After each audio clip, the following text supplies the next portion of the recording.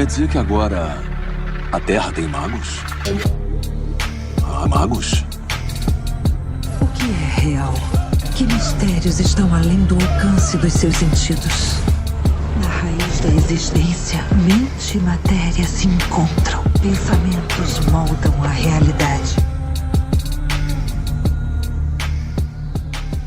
Diário Mágico.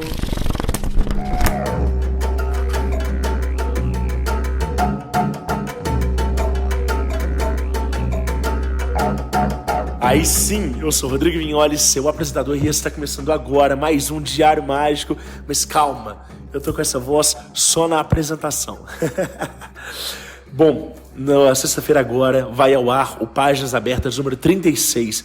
A gente vai falar sobre mão esquerda e mão direita. Não só dentro da magia, mas também dentro do Tantra, dentro de religiões de matriz africana. Então a gente vai tratar sobre essas duas polaridades na prática da espiritualidade, e você pode ajudar a gente tanto a conceituar o tema, quanto a contar os seus relatos com mão esquerda, com mão direita, né, no entendimento desses termos. Então você pode mandar os seus relatos lá pro DDD 31 97537 5123, ou então no contato @Diário Mágico.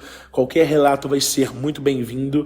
A gente ajusta o nosso roteiro, e essa é a última live antes da gente começar a falar sobre Grande Fraternidade Universal, sobre os mestres ascensionados e sobre como que opera essa loja branca. Vão ser 3 episódios dedicados a esse tema. No grupo secreto, a gente já tá num burburinho muito grande, já tem um monte de gente levantando uma série de perguntas e questões, a gente já tá montando um roteiro muito bacana. Eu sei que muitos de vocês nunca tiveram contato com esse tema anteriormente, ou se tiveram contato, tiveram um mau contato, ou tiveram muito preconceito, e a ideia é a gente desmistificar isso tudo e ajustar as perspectivas para entender o que é o trabalho com essa egrégora, como que isso se dá, como é que é essa organização em termos cosmológicos. Então vão ser 3 lives muito bacanas, muito profundas, muito intensas, em que eu espero mudar o paradigma brasileiro acerca do que é, né, essa egrégora. Bom, se você quer fazer parte do nosso grupo secreto, entra lá no apoia.se/Diário Mágico. Em qualquer categoria de apoio, você já vai nos ajudar imensamente, vai ser maravilhoso. E você pode participar, mandando perguntas, mandando outros tipos de relatos. E, bom, no nosso grupo secreto a gente tem outros grupos auxiliares e complementares. Vale muito a pena, e você ajuda a gente a continuar produzindo esse projeto maravilhoso. E é isso, vamos lá, vamos abrir esse diário.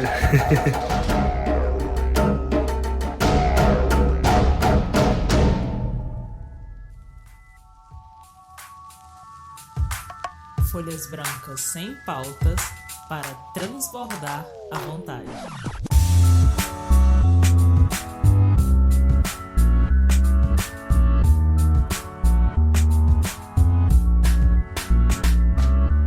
Aí sim! E aí, pessoal, como é que vocês estão? Tudo bem? Hoje eu tenho o prazer de receber aqui no Diário Mágico Thalita Leal, ou Avena Venom, é isso? Auena Venom, ninguém sabe pronunciar isso, gente. É Auena Venom. Auena Venom. Maravilhoso. Esse nome é esquisito mesmo, né? Porque é um nome mágico que vem inspirado nesse conceito da Awen, né? Dos druidas, dos celtas. Eu passei por um processo de dedicação com uma divindade do país de Gales, que é uma área de muito interesse nessa bruxaria, essa magia, né? Essa feitiçaria mais galesa, irlandesa, escocesa, celta no geral. E Awen é um conceito muito importante, muito sagrado para os celtas, porque representa a inspiração divina, né? E aí no processo de dedicação que eu estava fazendo, dentro do meu processo iniciático, eu recebi esse nome, Auena, né? Que vem de Awen, e Venom de veneno mesmo, assim, bem clássico, né? Mas é difícil, quando as pessoas veem escrito, elas têm dificuldade de pronunciar. Legal! Thalita, muito bem-vinda. E obrigada, maravilhoso seja. Pô, prazer é nosso, sensacional. É legal de você já abrir contando um pouco do seu nome, né, mágico. E eu queria que você apresentasse também um pouco quem é você, né, quais são os seus interesses, qual a sua ocupação e também a sua história, assim. Eu já vinha ensaiando de fazer este convite há bastante tempo, mas você fez uma série de stories, né, no seu Instagram sobre a sua história e tal. Eu falei, putz, mais gente tem que conhecer a história da Thalita e a abordagem dela, tanto de bruxaria quanto de né, hipnoterapia. Então, eu quero que você apresente pra gente as suas perspectivas, todo o seu processo. Legal, Rod. Vamos lá. Primeiro, eu queria muito agradecer também o convite. Para mim é uma honra, né? Acompanho seu trabalho há muito tempo, sou uma grande admiradora sua. Então, a gente tá aqui tendo a oportunidade de bater esse papo é muito especial para mim, né? Especialmente nesse momento, assim. Mas bem, eu sou a Thalita Leal, a Wena Venom, né? A Wena Venom, hein, galera? Não é a Vena Venom. E, bom, eu sou bruxa, né? Hipnoterapeuta. Costumo dizer que eu sou condutora de processos de mudança, né? Legal. Porque, basicamente, independente se com bruxaria, independente se com terapia, o que eu faço, a minha grande medicina, é ajudar pessoas em travessias, né? Em processos de mudança, em ritos de passagem, quando elas atravessam momentos onde elas não estão nem lá, nem cá, onde elas estão vindo de onde elas eram e caminhando para onde elas ainda serão. Então, esse limiar, que é esquisito, que é sofrido, que é um limbo, que a gente não sabe muito bem de onde é que veio, para onde é que vai, geralmente essas pessoas chegam em mim nesse momento e eu ajudo no direcionamento de questões, né, que envolvem esses ritos de passagem. E, bem, sou taróloga, né, tenho 27 anos, nascida e criada boa parte da minha vida em Osasco, a famosa Bruxa de Oz, né? Eu comecei todo esse trabalho mágico ainda como Bruxa de Oz. E esse nome aí me acompanhou por bastante tempo, né? Até que eu realmente ressignificasse outras coisas no meu caminho, na minha magia, na minha bruxaria e na minha vida. E eu tive uma história com a bruxaria que foi muito louca. Eu venho de berço cristão, né? Família evangélica, assim, raiz. Caraca! E uma família evangélica que era mais da parte dos meus parentes, né, Rod? Eu vim de uma família muito desestruturada. E, enfim, pais adictos. Minha família era muito desestruturada, tanto no sentido emocional quanto material. Eu fui criada um pouco na casa de tio, de vó, de tia, largada e jogada pra lá e pra cá. Eu e meu irmão, assim, a gente nasceu e cresceu numa criação meio louca, meio solta. E como muitos parentes participaram da nossa criação, a gente teve uma infância e uma adolescência onde todo mundo se metia demais na minha vida. A minha mãe e o meu pai, né, eles sempre foram mais liberais, eles sempre foram mais porra louca, digamos assim, sempre foram mais apoiadores, a gente teve uma criação mais solta da parte deles, eles nunca foram de ter um pulso muito rígido na nossa criação, mas em compensação, todos os meus parentes, eles eram crentes de igreja evangélica, sim, raiz, né? Caraca! E eu cresci, e eu fui uma pessoa muito precoce, então eu comecei tudo na minha vida muito cedo, eu sempre, né, já tive uma tendência mais... Né, eu acho que é esquisita desde Sim. sempre. Sim. Não é algo que se esconda. Meu irmão também é homossexual, né? Meu irmão mora na Irlanda atualmente. Ele também, desde muito cedo, já começou a dar indícios de que a sexualidade dele ia caminhar para um outro lado. Então a gente já veio de uma família onde a gente já era uma ovelha negra, digamos assim. A minha mãe e meu pai, eles já eram. E aí, depois que veio a gente, veio assim, versão 2.0, sabe? O seu irmão também é do babado, não? Meu irmão é do babado. Legal, tá. Menos do que eu, né? Porque foi eu que converti, assim. Mas tá. Ele entendeu? Também cresceu dentro da igreja, a gente sofreu muita violência e muita opressão dentro desses ambientes. Em algum momento também eu posso contar a história do eu me batizei com 13 anos, na igreja evangélica, de um jeito muito violento mesmo.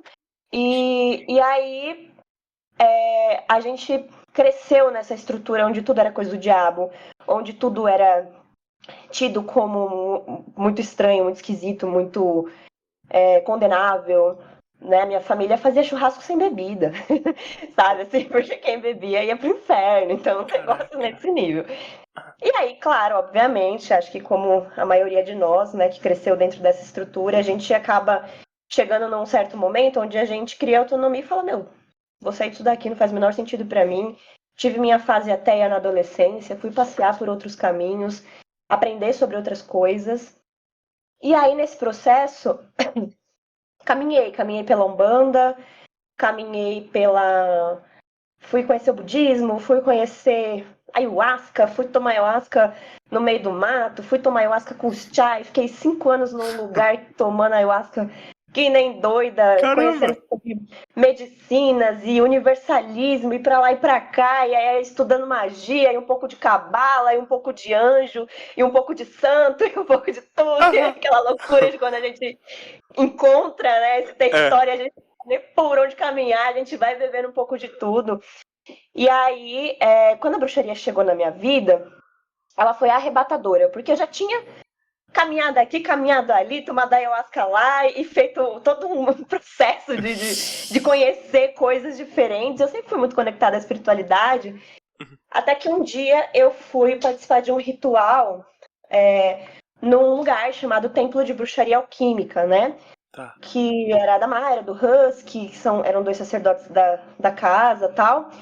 E aí, quando eu cheguei ali, foi uma experiência muito diferente, porque eu encontrei um tipo de narrativa, de energia, que eu me identifiquei, assim, verdadeiramente. Que eu falei assim, caralho, eu acho que tem um nome pro que eu faço que até hoje eu não tinha encontrado.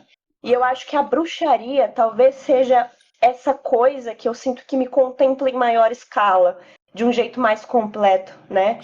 E aí, eu cheguei lá, eu vi, o que me encantou muito foi que era um espaço com uma diversidade muito bem aceita, que eu não via em outros lugares, tá? Até em outros ambientes de medicina, de casas universalistas que eu tinha frequentado. A galera tinha umas questões de, sei lá, separar homem de mulher, umas questões de congregação, assim, né? Tinha uma certa rigidez, tanto litúrgica quanto de regras mesmo, né? Que eram impostas, que faz parte, eu acho, um pouco de todo o ambiente sagrado, que traz uma sobriedade que sempre me incomodou.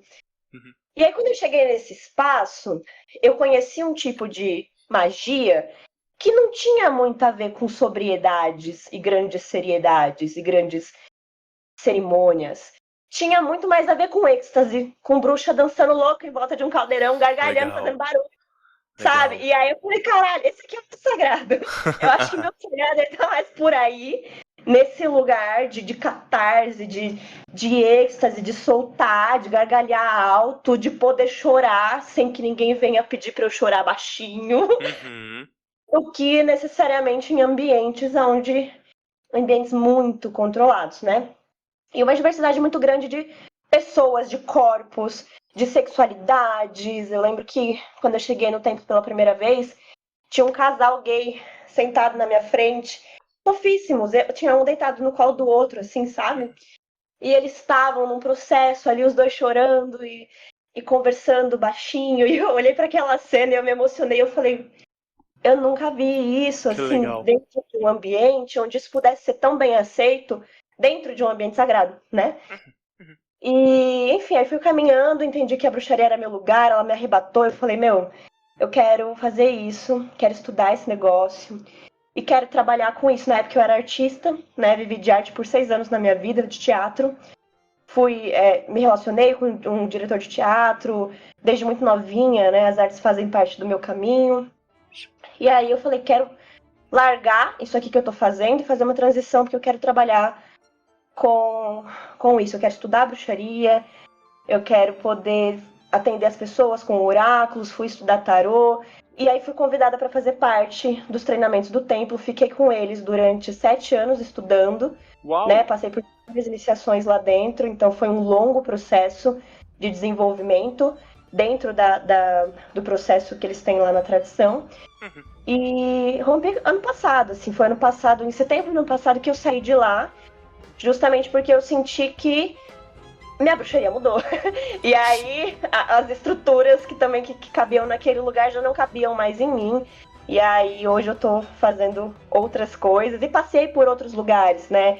Fiz parte da Ordem Druídica Ramo de Carvalho, estudei no ramo porque, como eu fiz a minha dedicação para uma divindade do País de Gales, e o templo era mais centrado e focado no helenismo, nos deuses gregos, eu falei, vou beber de outras fontes, né? Mais tradicionais, de quem sabe aí. Então fiz parte do Ramo de Carvalho, fiquei quase 3 anos estudando com eles. E passei por outros lugares, né? Dele muito da tradição Reclaiming também, a Reclaiming Brasil, que é um braço da FERE. E a gente vai passeando, né? Vai caminhando por aí, vai se embrenhando, como sempre.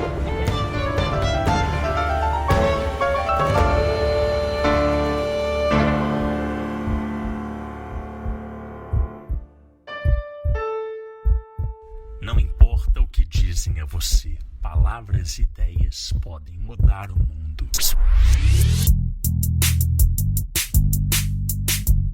Diário Mágico.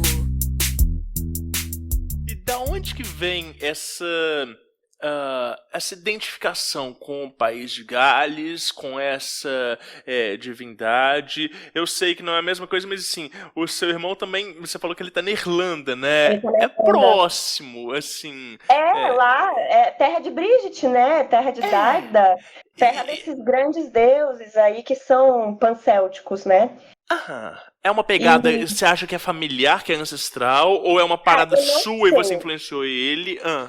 Não, o meu irmão foi pra Irlanda antes de eu ter essa clareza dessa minha conexão com celtas, né? Tá. Eu sempre tive, assim, primeira vez que eu acessei paganismo na minha vida foi através de Caridwen. Foi através dela, foi a primeira deusa celta que eu vi, que eu senti, que eu entendi e que eu pirei, sabe? E aí, politeísmo, né? Passeamos muito por aí. E até que em algum momento, quando chegou um período onde eu precisava dedicar 1 ano do meu estudo, do meu sacerdócio lá dentro do templo para uma divindade, chegou um momento que todo mundo acabou indo por caminhos mais helênicos. E eu falei, cara, não é. Não é sua vibe. Não é a minha vibe. É uma deusa alquimista de outro lugar que tá me chamando, sabe? E aí eu fiz esse processo com ela de dedicação. E aí, como eu falo, né? Quando eu comecei a ir atrás para pesquisar, a gente tinha que fazer TCC, a gente tinha que entregar um monte de coisa. E eu não achava, ela é uma deusa que ela é bastante falada na Wicca, mas dentro dessa visão da bruxaria moderna, ela ainda é muito distorcida. Então é difícil encontrar material histórico que realmente corresponda a tudo que ela é, né? Aí eu fui beber do druidismo, dessa parte mais reconstrucionista do druidismo mesmo, para entender. E aí eu descobri um mundo, né? Descobri um outro universo à parte, porque eu costumo dizer que quando a gente se dedica para uma divindade, entidade, espírito, qualquer coisa, ele nunca vem sozinho, ele vem com uma carga, né? Então ele vem com uma carga histórica, cultural, ele tem outros aliados que acabam se apresentando ali de tabela para você colar junto, né? Sim. Às vezes um parente ou outro. Dele também, é quase um relacionamento, né? Que você funde as duas vidas. Então eu fui conhecer. E aí daí foi outros deuses. Tive uma grande conexão durante muito tempo e ainda tenho na minha vida com Bridget, que é uma deusa irlandesa. Mas muitos deuses que são dessas regiões me chamam assim com uma potência, com uma força muito grande, sabe? Mas eu não acho que seja nada, não sei se né? Porque eu conheço muito, tenho poucas informações palpáveis sobre a minha ancestralidade. Minha avó tem Alzheimer, né? Contei um pouquinho que eu cuidei dela durante bastante tempo. Então, a única pessoa que guarda a memória de tudo que veio antes da minha ancestralidade de sangue, ela já não lembra mais nada, né, tadinha? Hoje em dia, não dá nem pra conversar direito com ela. Então, mas o meu irmão foi pra lá um pouquinho antes desse meu chamado bater com força, né? O que você acha que, assim, te chamou a atenção na bruxaria, no sentido assim, como que você definiria isso, assim, depois de ter passado por um espiritualismo geral, e ter estudado cabala, e ter passado, né, por vários caminhos de ocultismo, de esoterismo, é o quê? É o culto ao êxtase? É essa liberdade de expressão? O que é isso, Thalita? Eu acho que é um pouco de tudo, Rod. Eu acho que uma característica muito forte para mim da bruxaria é que ela é, dentro da minha perspectiva, né, dentro da bruxaria que eu faço, de como eu a entendo, um caminho de êxtase, né? E eu acho que isso sempre fez muita parte da minha magia pessoal, sabe? Para mim é muito mais fácil eu me conectar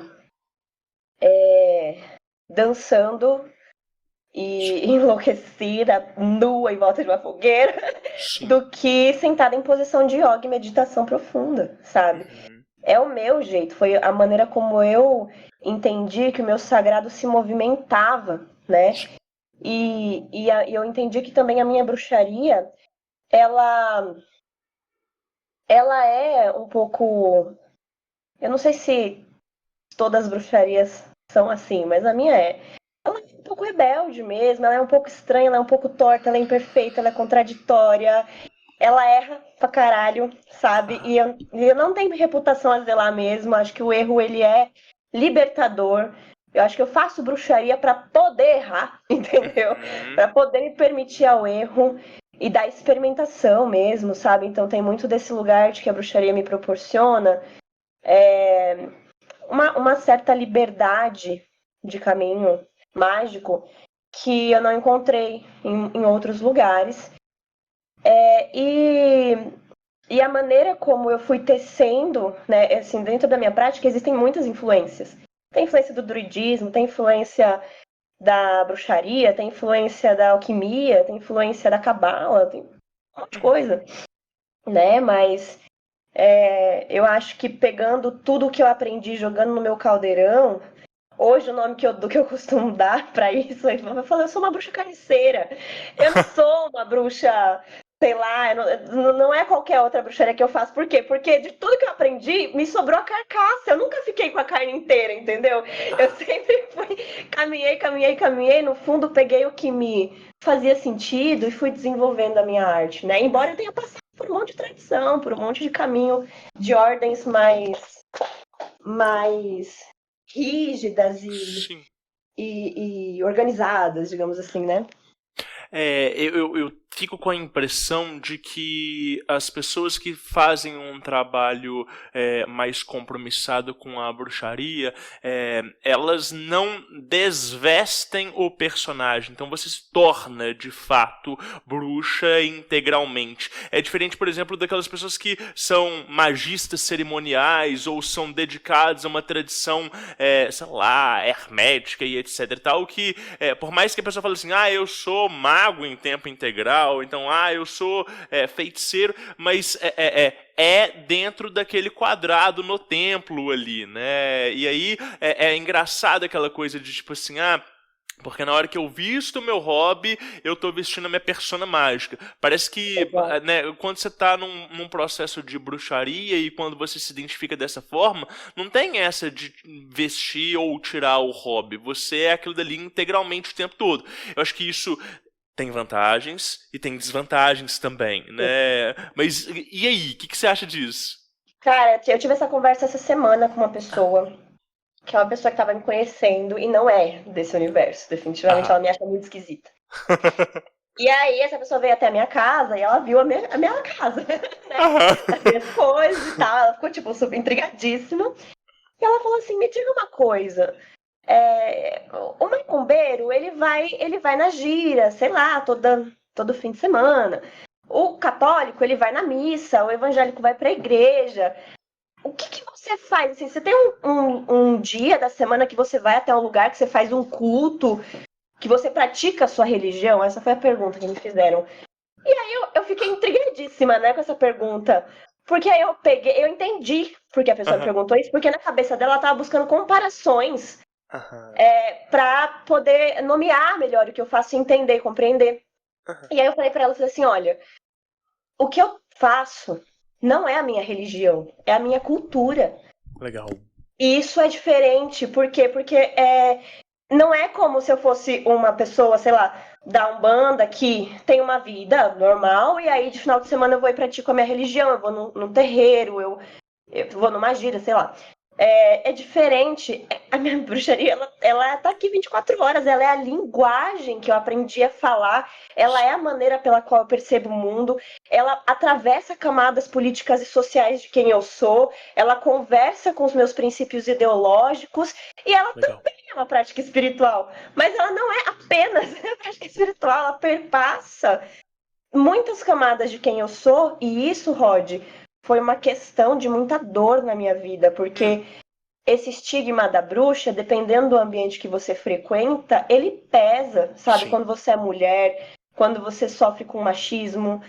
Quando eu comecei a fazer parte desse universo da hipnose mais profundamente, é um ambiente extremamente corporativo. As pessoas usam terninho, prancheta na mão, são extremamente céticas, né? A gente está falando de um ambiente que é super mercadológico, capitalista, empresarial. E eu fui muito esquisita dentro desse meio, sabe? Eu era a esquisitona, a rebelde. E assim, dentro dos meios de bruxaria eu já sou esquisita. Eu já sou dentro das margens. E eu costumo dizer que a margem tem borda e eu tô fora dela.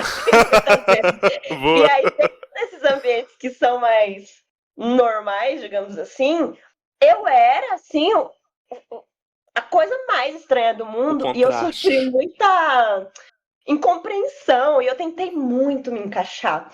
Porque vinham pessoas, mentores e pessoas que queriam me ajudar. Pessoas que realmente eram bem intencionadas. Sim. E que falavam, olha, você não pode ficar por aí falando que você é bruxa, meu amor. Você vai assustar as pessoas. Você não pode deixar o seu Instagram aberto, porque senão você vai espantar seus clientes de terapia quando eles souberem que você é bruxa. Você não pode vir para uma palestra de empreendedorismo com as suas tatuagens à mostra. Porque Caramba. você, sendo como você é, se você não esconder esta parte da sua vida como se fosse só uma mera religiosidade, você nunca vai conseguir enriquecer sendo bruxa. Você nunca vai conseguir cobrar caro pelo seu trabalho, porque esse público aí que você trabalha não vai ter dinheiro para te pagar. Então eu ouvi todo esse tipo de absurdo, sabe? Sim. E, cara, são pessoas que sabem muito mais do que eu sobre mercado, sobre tudo, sobre aquele mundo lá. Pertence a elas, eu era uma mera pequeno gafanhoto ali, entendeu? Então, o que aquelas pessoas falavam pra mim tinham um peso. E eu cheguei a considerar. E eu tentei vestir o meu terninho. E eu tentei passar a paisana, sabe? Eu fui seguir protocolos, assim. Eu realmente falava, não, beleza, vou seguir essa dica aqui. E não funcionou, sabe? Claro. Assim, não deu bom, eu adoeci, foi desesperador, foi violento. Sim.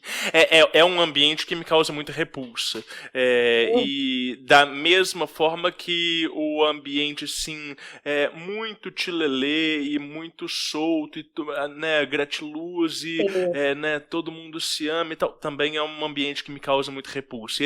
É lógico que em graus completamente diferentes, né, eu não consigo entender essa vivência de mulher e de todo esse contexto que você está colocando marginalizado, mas eu sempre me senti muito estranho nos ambientes todos, porque eu trabalho com terapias energéticas, e aí na cabeça de um leigo, é todo gratiluz e só mexe com, né, e tal. E o meu rolê é desfazer demanda e, né, botar as pessoas no lugar delas, né? Então, assim, é um rolê de confronto e de conflito mesmo. Eu sou muito saturnino, embora as pessoas não enxerguem isso. Então, eu falo que... É super isso em você.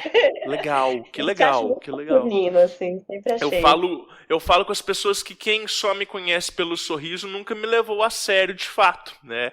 E que o meu trabalho, normalmente, é um trabalho muito austero, mas eu também valorizo muito isso que você trouxe, do riso, do êxtase, da leveza. Então, né, eu sou uma pessoa que eu organizo muito as coisas dentro de caixinhas e de classificações, mas eu valorizo muito essa liberdade de transitar entre conceitos, entre crenças, entre ambientes. Então eu entendo o que você está falando quando você, né, sofre esse contraste nesse ambiente de pessoas que têm uma programação mental pré-definida e quer encaixar todo mundo dentro daquilo ali e não consegue acolher, né? Exato. E assim, Rod, eu acho que é muito importante falar, né, que esse êxtase, essa liberdade da qual a gente fala, não é bagunça, sabe? Sim. Também. Porque ontem eu tive essa conversa com a galera lá do grupo, da comunidade, que tava debatendo justamente essas questões de tipo, e aí, magia improvisa, não improvisa, segue protocolos, não segue, tradições, não tradições, métodos, não métodos. E eu falei, gente, você só consegue improvisar, você só consegue fazer uma parada mais intuitiva no teu caminho quando você tem repertório. Sim. Sem repertório não é possível improvisar. Quando você não tem uma experiência, essa experiência ela precisa sair de um lugar que às vezes é sim tradicional, metódico, quadrado, passo a passo. Isso é muito importante para que a gente saiba utilizar essas ferramentas e fazer esse caminho de aprendizagem dentro de uma estrutura mais segura. Só que assim, se você não tem um pouco dessa referência, desse repertório, você não tem material, obviamente, para você improvisar em situações que são imprevistas, diante de imprevistos, né? Então, eu acho que essa questão da liberdade que a gente traz e tal, também tem que ser mesclada com conhecimento, com segurança, com responsabilidade, porque também não existe, não é liberdade se você estiver correndo risco, não é liberdade se for te prejudicar mais do que te curar, digamos Que assim. legal, te libertar, né? Porque assim, a gente fala de caminhos de êxtase, mas não dá pra gente falar de êxtase, por exemplo, se a gente fala de vício, sabe? Excelente. Então, é um ponto muito delicado, porque é um caminho perigoso. A bruxaria, ela não oba-oba, todo mundo vai se, né, desenvolver nesse caminho maravilhosamente sem risco nenhum. Há riscos, existem riscos, né? Sim. Então não é legal a gente romantizar como se fosse uma coisa que não há riscos, as pessoas precisam pisar nesse território sabendo que é perigoso.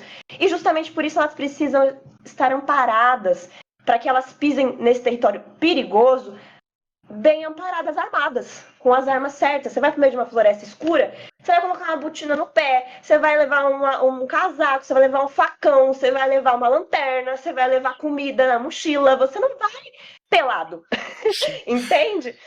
Então a gente também precisa criar uma certa estrutura antes de se jogar na loucura, porque o vício e o êxtase, eles estão ali num limiar que precisa ser debatido, precisa ser discutido.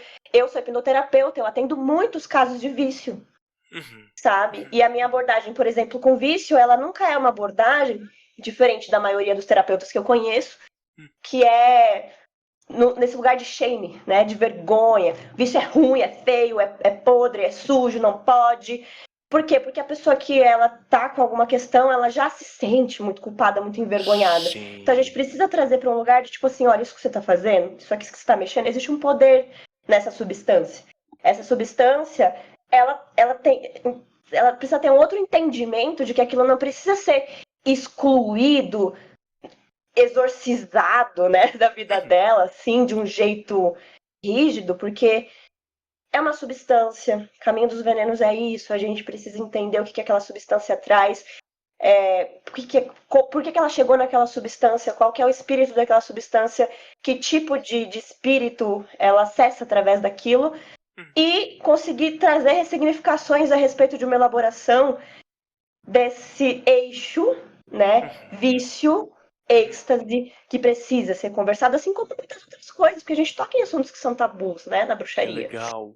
Sim, e essa perspectiva animista dentro de uma abordagem terapêutica, ela faz toda a diferença, né? Porque se você, eu penso assim, a hipnose, ela pode ser utilizada como uma ferramenta utilitarista, que é, eu tenho um vício, eu quero me livrar do vício, eu faço uma reprogramação mental e pronto, eu me livrei daquele hábito. Mas, às vezes, esse processo, ele não é um processo terapêutico no sentido de de trazer consciência e poder pessoal para o indivíduo. Então, traz, sim, uma modulação de hábito, mas não necessariamente empodera o sujeito a partir daquilo dali. Agora, quando você traz uma perspectiva animista e ensina a pessoa a relacionar com aquilo dali e, eventualmente, a pessoa ganha tanto poder e autonomia que ela mesma decide não mais lidar com aquilo dali, então isso não é uma ferramenta utilitarista, né? Você não está usando a ferramenta pela ferramenta, mas sim você está dando autonomia para o sujeito para que ele possa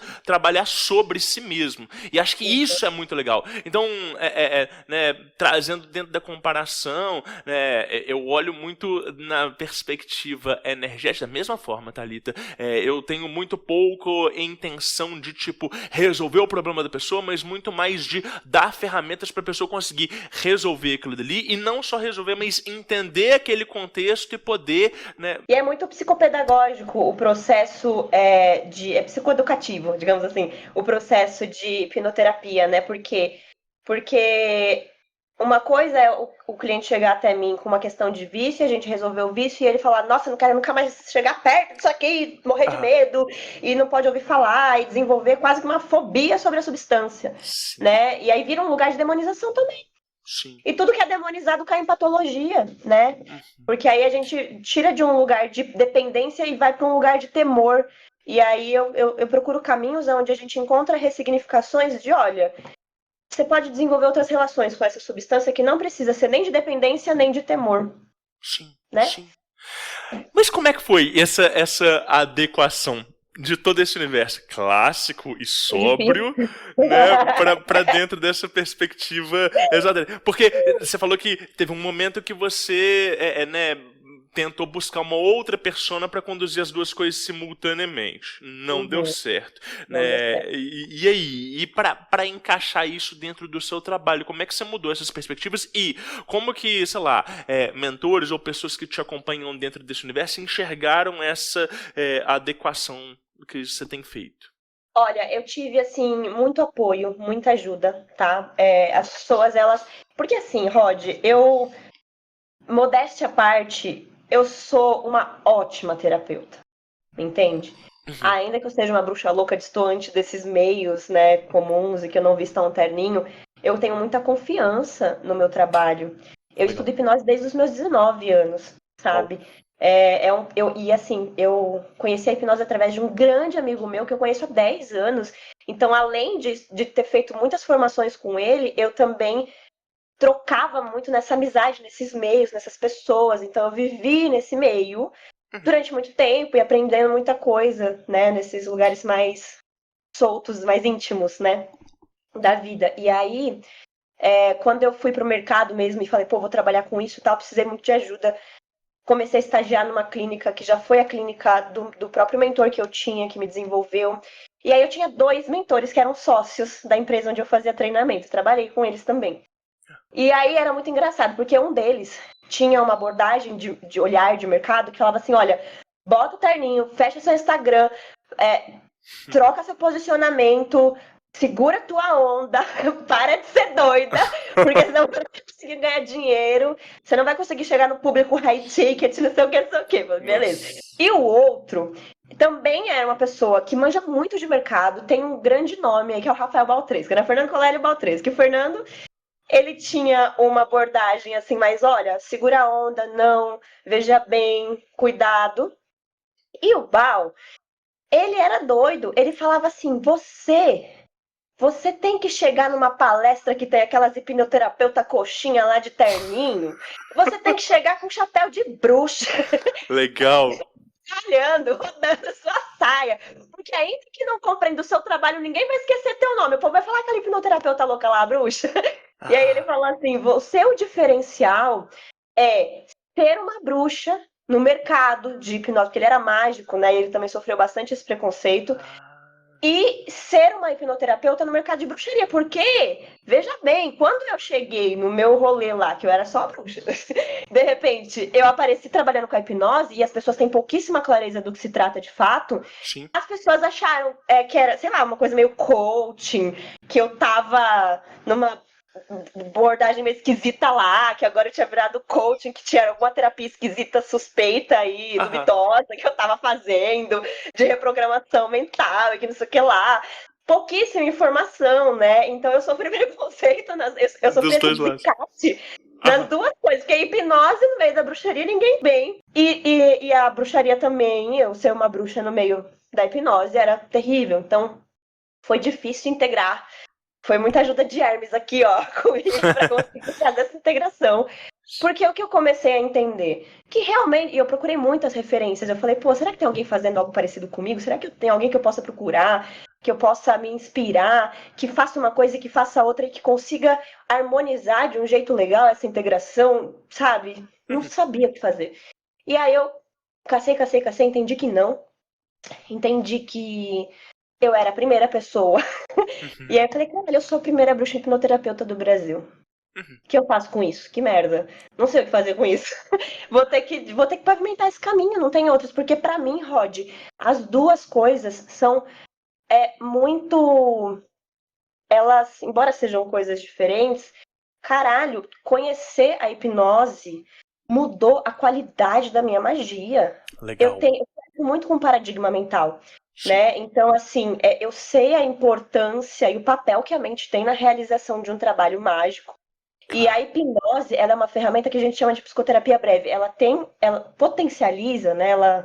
Ela possibilita, digamos assim, que a gente resolva problemas que são extremamente complexos. Depressão, ansiedade, crise de pânico, vício, em pouquíssimas sessões. E muitas vezes em uma única sessão.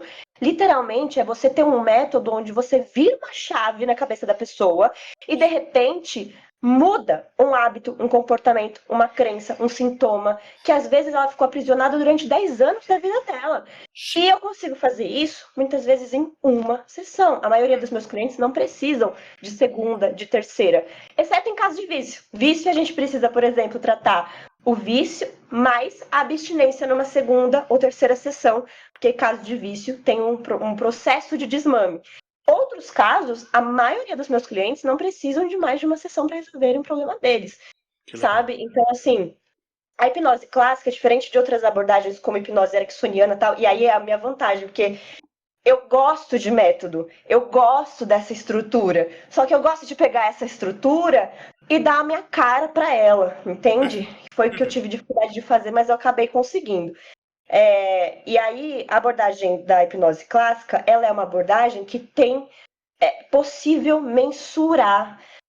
Você sabe quando a pessoa está hipnotizada, você sabe quando ela não está, você sabe quais tem testes bem físicos, tem camadas, tem passo a passo, tem método para fazer a coisa acontecer. Você sabe em qual nível de hipnose que ela está, em qual estágio de transe, se tá pronta para começar, se não está pronta para começar.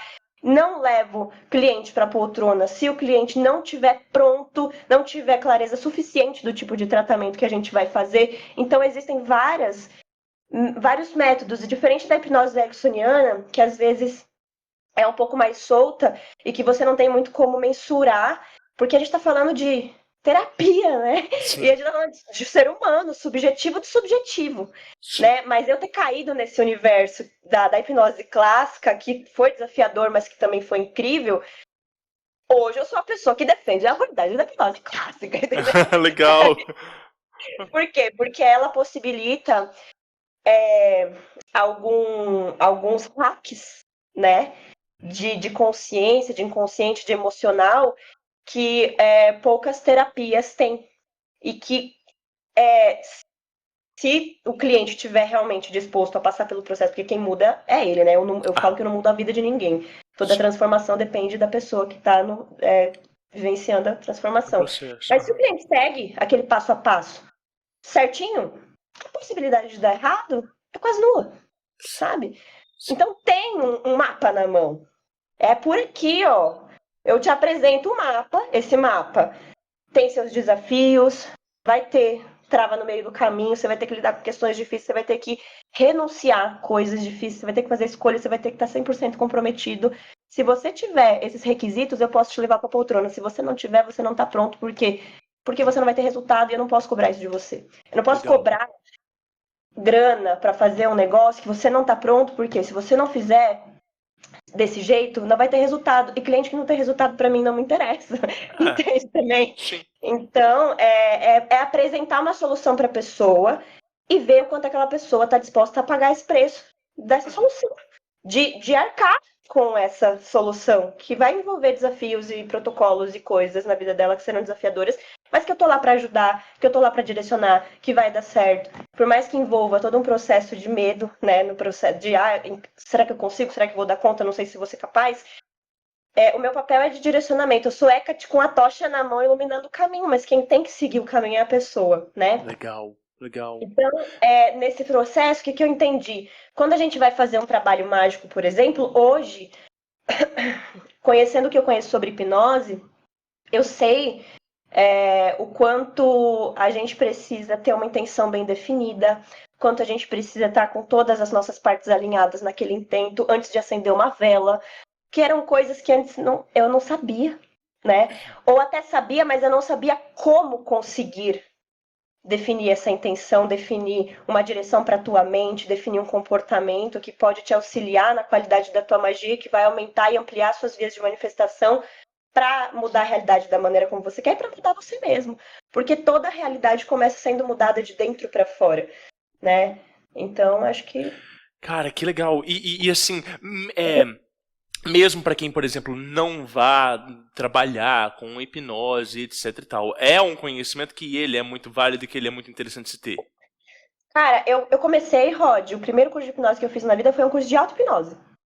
Não foi para trabalhar com hipnose. Foi um curso de desenvolvimento que o Fernando Dávila tinha 19 anos. Era um final de semana, imersão, assim, 12 horas por dia. E aí era um curso que ele ensinava como funcionava o processo, trazia todo esse conhecimento a respeito desse tema, e ele dava ferramenta para que você pudesse fazer auto-hipnose com você mesmo, do jeito certo, né? Não do jeito que a gente vê aí ouvindo áudio no YouTube, mas e para trabalhar questões que não seriam, no caso, questões de finalidade terapêutica, um trauma, um bloqueio, uma fobia, mas questões do tipo disciplina, hábito, crenças, performance, comportamento, né? Às vezes a pessoa ela tem, o problema dela não é que ela tem uma questão de natureza muito emocional. Se for de natureza emocional a ponto de necessitar de uma terapia, ela vai precisar de um profissional do lado dela. Mas assim, Thalita, eu tô meio procrastinadora e tá meio bagunçada a minha rotina. Então eu preciso entrar no eixo. A auto-hipnose ajuda pra caramba, sabe? Ou eu tô me sentindo meio xoxa, assim, tô me sentindo meio feinha, tô me sentindo com a autoestima meio bostinha aqui, mas é uma coisa pontual, não é um negócio difícil de resolver. A auto-hipnose resolve, sabe? Preciso fortalecer melhor as minhas crenças, mudar minha percepção de determinadas coisas. A auto-hipnose funciona, e a auto-hipnose é uma ferramenta que dá autonomia pra pessoa fazer sozinha, e que pode muito bem ser usada em jornadas de transe na magia. Que legal. Sim. Mas o melhor caminho é ter um profissional que dê essa formação. Dá para a pessoa aprender sozinha. Eu acho que deve ter dificuldade de conseguir estabelecer alguns referenciais internos, né? Assim como a magia, Rod, a hipnose, eu falo que eu trabalho com duas coisas onde a minha vida ela se baseia em desmistificar, né?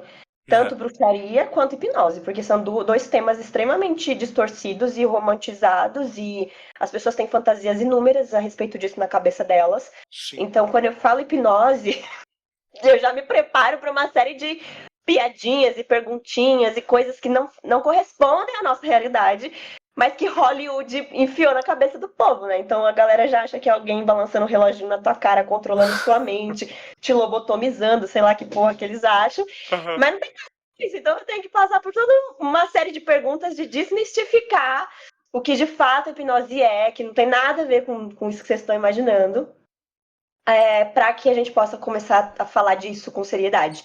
E aí, por ser um tema tão complexo, e que é recente, assim, as grandes descobertas, os grandes estudos mais desenvolvidos são muito recentes, né? A gente está falando de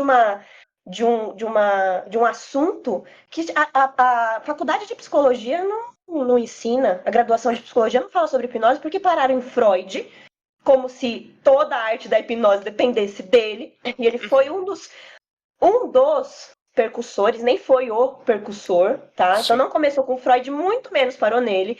Ele fez algumas investigações, ele rompeu com a hipnose. Depois, no fim da vida, ele ensaiou uma reconciliação, dizendo que talvez ele estivesse errado. Por quê? Porque o Freud não sabia de muita coisa sobre hipnose que se sabe hoje.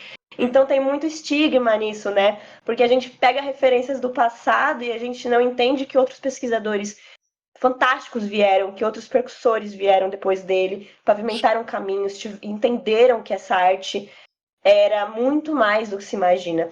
Então, estudar por conta, pesquisar na internet, você vai achar muita coisa ruim, você vai cair no Fernando Liberal da vida, que é um cara louco, sabe, assim, que faz... sabe o que eu tô falando?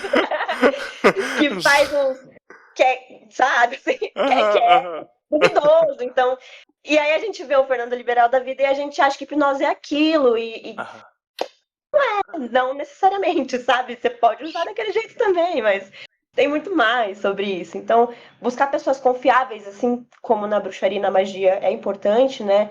Que estão fazendo algo com seriedade, que sabem do que estão falando. Por exemplo, a escola de onde eu venho, ela é uma das maiores escolas do Brasil de hipnose. E a escola de onde eu venho é uma das poucas que dá uma certificação pra gente reconhecida como extensão universitária pelo MEC. Né? Por quê? Porque para mim, como profissional, como já existe um estigma de hipnólogo é charlatão, de achar que é uma terapia quântica duvidosa, alternativa esquisita, eu preciso ter aqui, ó, falar assim, ó, calma aí, isso aqui que eu tô fazendo tem fundamento, é reconhecido pelo MEC, a minha formação me assegura de que eu sou uma profissional séria. Pouquíssimas escolas no Brasil oferecem essa certificação, porque são pouquíssimas escolas no Brasil que realmente fazem um trabalho sério e entendem a hipnose como ela realmente, com o potencial que ela realmente tem, sabe? Sim, que legal. Thalita, e, bom, e perspectiva de futuro, assim? Você tem uma trajetória muito plural e ampla, né? E qual que é o projeto daqui para frente? O que você pensa, assim? Olha, eu vim, né, dessa integração aí de mundos, bruxaria, hipnose, essas duas coisas, quem eu sou no meio disso. E hoje, né, eu tô com um projeto chamado Receptáculo, que surgiu também de uma pira e de uma junção, da integração de um método que não é só sobre magia, é também sobre hipnose, mas também sobre comportamento humano e sobre tudo que eu aprendi nesse mercado, porque além, né, da hipnose, esse mercado mais corporativo, ele me trouxe muito recurso, sabe? Então eu aprendi, assim, isso me desenvolveu, isso me deu uma estrutura, me deu uma robustez que eu não tinha. E essa robustez, ela sustenta com mais força ainda a minha bruxaria e a minha magia, e isso deu a possibilidade de florescer ainda mais o meu mundo, sabe? Então eu fiz um projeto, Rod, que partiu dessa necessidade da gente falar de magia de um jeito mais ancorado na matéria e da gente poder usar a magia conciliada com conhecimentos diversos que vão nos ajudar a ampliar nossas vias de manifestação para mudar a nossa realidade. Porque eu comecei a perceber, começou a me incomodar muito isso também. Eu estava cansada do público da bruxaria, eu estava cansada do público da hipnose. Por quê? Porque a galera chegava em mim e falava assim, ai, bicho, eu quero um relacionamento, me ajuda aí, me passa um feitiço, um ritual. Aí eu olhava para aquela pessoa e falava, essa pessoa não precisa de um feitiço, de um ritual, porque ela pode até conseguir uma relação, mas ela não tem um pingo de maturidade emocional para sustentar uma relação saudável. Sim. Ou ela quer fazer uma magia para dinheiro, ela quer aprender sobre como trabalhar a prosperidade na vida dela, mas ela não sabe investir grana, então ela vai conseguir uma graninha ali, ela vai gastar, daqui uma semana ela vai ter que fazer magia de novo para conseguir mais um trocado. Ou seja, eu comecei a entender que faltava uma perspectiva um pouco mais holística, né, nesse sentido de olhar para a coisa de um jeito mais integral, e falar, beleza, eu te ensino magia de prosperidade, de amor, do que você quiser, vamos falar de magia, mas vamos entender como é que a gente também se organiza previamente para conseguir sustentar essa magia que a gente tanto deseja aprender e dominar. Porque não existe, o nome da mentoria é Receptáculo justamente porque ela representa esse caldeirão da Awen, né, que segura a magia. Sem caldeirão não tem fogo. não tem poção, não tem terra, não tem, sabe? O caldeirão ele segura o conteúdo que está dentro dele. Então, receptáculo é justamente uma mentoria onde a gente cria esse corpo. Então, a gente vai falar de magia, de bruxaria, de feitiçaria, mas a gente também vai falar de individuação, a gente vai falar de inteligência emocional, eu vou passar várias ferramentas de hipnose dentro de jornadas de transe que possam conversar com elementos mágicos e com símbolos que são comuns para a nossa linguagem, né, de quem pertence a esse mundo, mas a gente também vai falar de investimento, a gente vai falar de comunicação, como eu falei para vocês, a comunicação mudou a minha vida, a hipnose é uma arte que gira em torno da comunicação, é pura semântica, sabe? Então, a gente vai aprender, vai ensinar as pessoas a investirem dinheiro, a ganharem dinheiro, a organizarem rotina, tempo, gestão, pessoas, e tudo isso, Thalita, mas isso aí é nada a ver, eu vou falar quero aprender bruxaria, você vai me ensinar a comer direito? Sim. Porque pra gente trabalhar a terra, a gente precisa ter corpo. Sem corpo não há bruxaria. E as pessoas têm muita dificuldade, Rod, porque não é simplesmente acordar e falar agora eu vou ter uma alimentação saudável e fazer exercício e ter uma vida fitness. Precisa de um trabalho terapêutico, sim, pra gente conseguir desenvolver esses hábitos. São inconscientes. As pessoas têm dificuldade de performar rotina, as pessoas têm dificuldade de comer bem, as pessoas têm dificuldade de se exercitar. E são dificuldades comuns a todos e que são coisas simples que, né, sustentam todo o resto da nossa vida. Então a gente vai falar de muitas coisas, terão outros mentores, né, nesse projeto junto com a gente. Então vai ter uma pessoa falando só de investimento, que é inclusive o Rafael Baltresca, que foi esse meu grande mentor da hipnose. Ele é um cara super famoso, uma grande autoridade no meio, é um investidor pica do mercado financeiro, sabe? Então ele vai dar uma aula sobre como cuidar do seu dinheiro, sabe? Assim, legal. Aí eu vou ensinar magia de prosperidade para vocês conseguirem trazer o dinheiro até vocês, e aí com o conhecimento do Baltresca vocês também aprendem o que fazer com esse dinheiro, sabe? Vai ter uma pessoa falando sobre relacionamentos, então essa pessoa vai falar de como que a gente desenvolve inteligência emocional, como que a gente seduz, como que a gente troca, como que a gente gere relações, não só românticas, mas também relações interpessoais, de amizade, network, como que a gente faz essa gestão de pessoas na nossa vida. Tá. Então, é isso, basicamente. Essa mentoria, ela é uma mentoria que puxa para uma integração mais conectada à nossa realidade da vida e que traz conhecimentos que também serão úteis para além da magia, né? Para justamente criar essa robustez. Aí vai ter uma pessoa falando sobre persuasão, sobre influência, comportamento, como eu falei, nessa questão de gerenciar pessoas. A gente vai falar um pouco também sobre manipulações e coisas do tipo, porque na bruxaria a gente também precisa estar ligeiro, a gente precisa saber que o mundo não é um morango, entender a maldade do mundo e saber jogar o jogo daqui. Então é uma mentoria que une outros saberes, outros conhecimentos, e a gente usa muita mesmo técnica de terapia, no sentido de terapia não, mas de hipnose, que serão úteis para desenvolver novos comportamentos. É uma mentoria de 3 meses, 3 encontros, né? Um encontro por semana, e aí em cada semana a gente trabalha um tema. Então, uma semana é corpo, outra semana é alimentação, outra semana é investimento, exercício, relacionamento, e tudo isso, claro, unido a perspectivas mágicas, símbolos mágicos, todo esse background ocultista de conhecimento que eu tenho e que vai somar, né, com tudo isso. Que legal, uau, maravilhoso, tá? Bom, queria falar também sobre Diário Mágico e Grimórios, vamos? Vamos falar. Bora!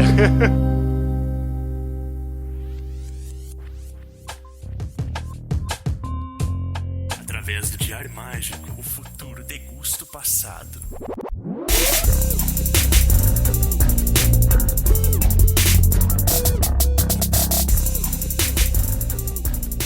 Anote seus resultados.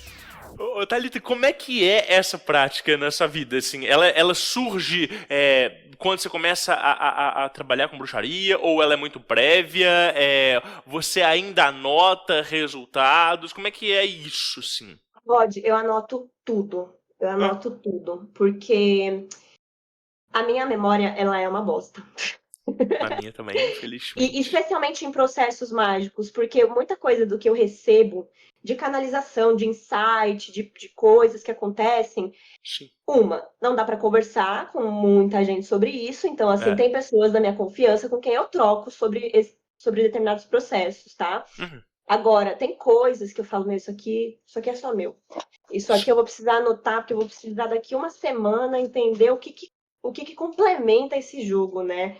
Eu acho que a magia, para mim, ela tá no lugar de farejar.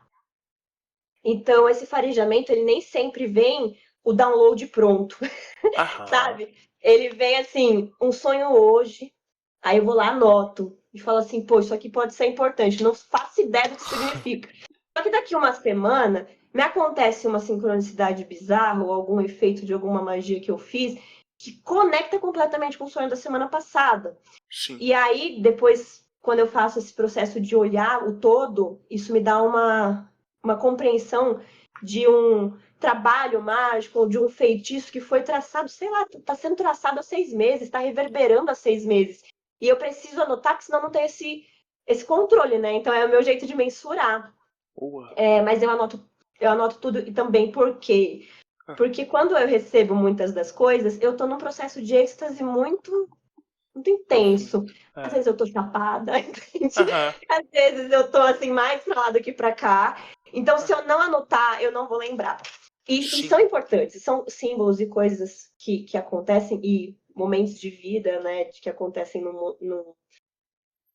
num momento pontual, digamos assim, que eu faço questão de anotar, porque pra mim não dá, não consigo fazer minha prática sem isso, sabe? Que legal. E essa anotação, ela é física ou você usa meios digitais? Ela Aham. é física. Eu não gosto. Assim, eu até uso, assim, vez ou outra, quando, sei lá, tô deitada na cama e, pum, tive um insight, preciso anotar isso agora, tô com frio, não quero levantar pra pegar a agenda, tá ligado? Aham. Aí eu vou e anoto no bloco de notas no celular e tal, uma coisa mais pontual. Mas eu gosto de caderninho. Eu sou a pessoa Sim. dos caderninhos. E quantos caderninhos? Você tem um principal ou você tem vários? Não, eu tenho, é uma bagunça. Eu tenho muitos caderninhos espalhados pela minha casa. Eu tenho um caderninho que eu levo na minha bolsa, que ele é pequeno. Então, geralmente, se eu vou para algum lugar e tal, fazer alguma coisa que não estou em casa, né? Não tá muito à mão, eu uso ele. É meio bagunçado. Confesso que eu não sou muito organizada nesse sentido. Mas o que tiver na minha frente, eu pego. E aí eu Boa. anoto. E aí depois eu me lasco, porque aí eu tenho que ficar procurando onde foi que eu anotei tal coisa. Mas tem um que é uma agenda, que é a mandala lunar, que eu uso bastante, Sim. então ela serve também para controle do ciclo. Eu vejo nela as fases da lua, é bem legal, porque ela já tem algumas informações astrológicas, que quando eu anoto um evento lá, eu falo, pô, legal, isso aqui aconteceu, era uma lua nova em signo tal, interessante, isso acontecer nesse dia, nesse céu, sabe? Sim. Sim, legal. Depois você faz transcrições, tipo assim, para essa mandala lunar ou não? Ou ficam em mídias diferentes, assim? O que é mais importante, o que é mais central, assim, da minha arte, sim. Algumas canalizações, elas são muito relevantes. E Sim. aí, quando vem informações que eu falo, puta, isso aqui é importante anotar de um jeito mais organizado para ter mesmo, sem perder, né? Eu sistematizo isso melhor na mandala, que ela é o principal caderninho de anotações de processos mágicos. E não só de processos mágicos, tá? De processos pessoais também. Então, às vezes, sei lá, eu escrevo como um diário normal mesmo, de como eu tô me sentindo, de como que tá o meu humor. Porque isso também, para mim, é muito ferramenta para processo mágico, né? O meu processo mágico ele tá muito alinhado com os meus humores, com as minhas oscilações, com o meu autoconhecimento. Que legal. Então, eu anoto não só questões relacionadas a feitiços, rituais, magias e resultados disso tudo, mas também um pouco de, sei lá, hoje meu dia foi incrível, eu tive uma conquista maravilhosa e tal, e aí de repente eu percebo que isso pode ter feito parte de várias coisas que eu já vinha trabalhando magicamente, sabe? Que legal, sim. E para estocar, assim, esses diários antigos, essas mandalas antigas, você tem uma prateleira só para isso?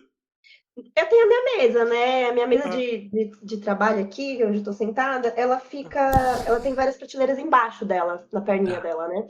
Então fica tudo aqui. Todos os cadernos que eu uso geralmente para anotação estão aqui. Você chega a voltar, né, em cadernos antigos, assim? Volto muito. Eu Pra... volto bastante porque tem coisas que eu quero fazer de novo. Ou tem coisas que ainda estão se juntando no meu quebra-cabeça. E aí eu falo, nossa, deixa eu lembrar o que era que estava acontecendo lá, que eu acho que talvez faça sentido aqui no hoje também, né? Legal. Esses cadernos, eles são, assim, 100% privados ou você chega a compartilhar parte deles com outras? Algumas coisas sim, algumas coisas não. Ah, tá aqui, ó. Algumas coisas sim, algumas coisas não. Mas eu digo assim, é uma coisa em... Só eu entendo o que tá escrito aqui. Entendi, isso que eu ia perguntar, assim, sobre caligrafia, assim, tem algum tipo de ciframento e tal? Não. Algum tipo do quê? De cifra, assim. Tem gente que às vezes esconde ou usa algum tipo de alfabeto próprio. Não, nada disso. Não necessariamente. Eu desenho algumas coisas, então Legal. tem coisas que eu não preciso narrar muito com palavras. Eu vou lá, faço um símbolo, 2, eu sei o que aquilo significa, tal, desenvolvo uma arte em cima daquilo, anoto uma palavra-chave ou outra. E aí, quando eu bater o olho naquilo, eu vou saber do que se trata. Mas eu uso muito uma linguagem metafórica para muita coisa. Então, assim, uma pessoa leiga que pega isso aqui vai falar: essa menina é doida? É doida, nada aqui faz sentido. Mas para mim faz, entende? Porque eu venho de uma tradição, né, que o rolê do templo, a gente fazia muito esse estudo em cima da alquimia. Né? Então a gente entende também a importância de alguns tratados, né? De você falar, trazer mistérios através de coisas que não são tão óbvias assim, né? E aí tem que ter um olhar um pouco mais iniciático para você conseguir traduzir, definitivamente. Sensacional, excelente. E Thalita, e o que transborda das suas anotações? Tipo assim, você tem o seu Instagram e vez ou outra você compartilha reflexões por lá e tal. Você tem algum outro ambiente digital que você escreve, algum blog assim? Não, é o Instagram mesmo? Eu uso o Instagram como um canal mais aberto para um pouco de tudo. Eu fiz recentemente, Rod, uma coisa que tem funcionado bastante para mim, uma comunidade mesmo no WhatsApp, que é um grupo aonde, assim, acordei louca, inspirada, canalizei umas coisas, tive um sonho doido, eu vou e mando um monte de áudio lá. Legal. Entendeu? Galera, hoje tô louca, o negócio é isso, a bicha fala, que é um canal feito para inspirar. O nome desse canal é Inspirantes. É um canal feito para inspirar e pirar o povo mesmo, sabe? Então eu falo, olha, tipo, ontem rolou muitos assuntos por conta desse rolê, dessa quarta-feira que teve ontem, que foi um dia com vários astros alinhados ali em Gêmeos. Hoje a gente vai ter uma lua nova também com essa galera toda ainda lá em Gêmeos. E eu falei, caralho, tem muita coisa que dá pra fazer aí, meu, tem uma encruzilhada aberta no céu, e blá, blá, blá, blá, blá, blá, blá, blá. Falei um monte, escrevi um monte. Passei dica de feitiço, de rito, de coisas que assim, faz o que você sentir a partir disso aí, desse monte de informação que eu vomitei em você, sabe? Assim, basicamente essa é um pouco a ideia do grupo. Que legal, tá, maravilhoso. Bom, por último, assim, para quem tá nos ouvindo aqui, Thalita, o que você dá de conselho? Tanto para quem tá trilhando um caminho de magia e bruxaria, quanto conselho de vida em geral. O que você tem para dizer para os ouvintes de Diário Mágica? Eu tenho para dizer, Rod, uma coisa assim que eu falo para eles e eu falo para mim, que é uma coisa que eu preciso sempre reforçar para mim mesma, porque isso faz muito parte da minha história, de quem eu sou e me empodera muito também, que é para que você tenha coragem de ser cada vez mais quem você é e bancar isso. Não é fácil, não é bolinho. Isso, às vezes, né, dependendo da sua condição, da sua história, da tua identidade, você pode sofrer preconceito, você pode ser muito incompreendido, você pode se sentir desencaixado de muitos meios, mas só quando você bate no peito e nomeia e fala, é isso que eu sou, e abraça toda a imperfeição também de ser quem você é e de assumir. Eu gosto muito desse conceito de autopossessão, de autoincorporação. Legal. De quando a gente incorpora a si mesmo, de quando a gente dá corpo, não para uma entidade ou um espírito, quando a gente dá corpo pra gente, Sim. né? Então, dar corpo pra gente, eu acho que é a maior magia que você pode fazer. Eu acredito que estar encarnado aqui é algo muito precioso, pode ser algo muito raro, né? E é uma passagem muito rápida. Acredito que a vida, que o mundo, ele é um mar de possibilidades onde a gente pode criar, onde a gente pode experimentar, onde a gente pode fazer. E a gente tem pouco tempo aqui, muito trabalho a ser feito, muita vida para conhecer, para viver, para experimentar. E que a gente não deve, né, necessariamente ficar tão preso à nossa reputação, às vezes, ou ao que vão falar, ou até mesmo, né, tão refém das emoções e das limitações que nos controlam e que nos podam, né, nos tiram o poder de ser quem a gente é. Então, uma dica que eu sempre dou, né, isso tanto para os clientes de magia quanto de terapia, porque toda a minha filosofia, ela gira muito em torno dessa coisa do ganhar poder para dar corpo a si mesmo, para que você seja uma divindade encarnada em terra. Quando você tiver uma crença, quando suas vozes na tua cabeça estiverem lá, será que eu devo fazer isso? Será que quando somente estiver tagarelando e enchendo o saco, para, respira e se pergunta, tá, essa crença me dá poder ou me tira poder? Boa. Se você conclui que te tira poder, muda a crença. Foda-se. Encontra outras perspectivas de olhar para aquilo, ressignifica, porque a gente está vivendo num mundo onde as pessoas acreditam em muitas coisas que tiram poder. Isso não é culpa delas, isso é culpa de toda uma estrutura social que a gente vive e que é programada para isso, para tirar poder da gente, né? Então, o corpo é sagrado, né? Vivam mais no corpo, no agora. Eu acho que a magia da bruxa, ela mora nesse lugar. Estar encarnado, por mais que a gente trabalhe com espiritualidade, é o nosso grande desafio e a nossa grande dádiva. Que legal. Nossa, maravilhoso, sensacional. Para quem quer te encontrar, aonde que é, quais são os endereços, passa tudo. Rod, o meu canal é Instagram. Eu sou uma pessoa que eu ainda estou aprendendo sobre a tecnologia, sobre esse mundo todo, né? Sou esforçadinha. Mas eu não ampliei ainda para muitos canais para além do Instagram, então minha principal rede é aquela. Vocês vão me encontrar como Awena Venom. Awena Venom. A-W-A-N-A Venom, com M no final. Ou Thalita Leal, com TH também, se for muito difícil, vocês podem procurar por esse nome. Lá no Instagram terão outros links para acesso, né, a site, o grupo no WhatsApp, o próprio grupo, a comunidade dos Inspirantes é uma comunidade gratuita, então para quem tem interesse em falar desses assuntos e ouvir o que eu tenho para falar, né, e que brisa no que eu briso, é um grupo legal, porque lá às vezes eu fecho pra galera não falar muito, pra não ficar muita zona, e às vezes eu abro para debate também quando eu trago alguma questão importante. Mas é uma comunidade legal porque lá a gente consegue aprofundar alguns assuntos que no Instagram a gente não consegue resumir num Reels, né? De 60, 90 segundos. Sim. Então, é isso. Me procurem. E lá no Instagram vocês vão encontrar os links para outros canais que vão dar acesso a mim também. O meu site tá saindo, tá, gente? Eu preciso de mais uns 15 dias aí pra atualizar ele no ar, mas é só chegar lá que vocês vão encontrar. Me chama lá. Legal. Quando o episódio sair, então provavelmente o site já vai estar no ar e o pessoal já vai ter poder. É verdade. Maravilha, então, Rod. Querida, muito obrigado pela participação, foi muito bom, gostei demais. Que bom, eu também gostei muito. Muito prazer estar aqui com você. Sensacional. É isso, anotem seus resultados. Anotem seus resultados. Nossa, gente, isso faz uma diferença enorme. De verdade.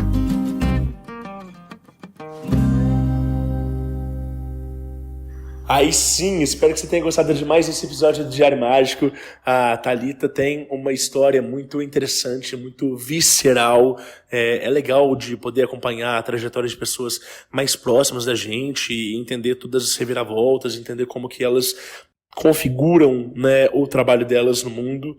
E, bom, O Diário Mágico ele é feito por uma equipe, né? Eu, o Rodrigo Vignoli, sou o apresentador, mas a gente tem o Guilherme Neves lá da @Lefou Produções, que é quem faz a nossa edição desde o episódio 0. E a gente tem também agora o João Paulo Ponciano, lá da @Ponciano João Paulo, que tem feito as nossas artes de capa. Essa é a segunda arte que ele produziu pra gente.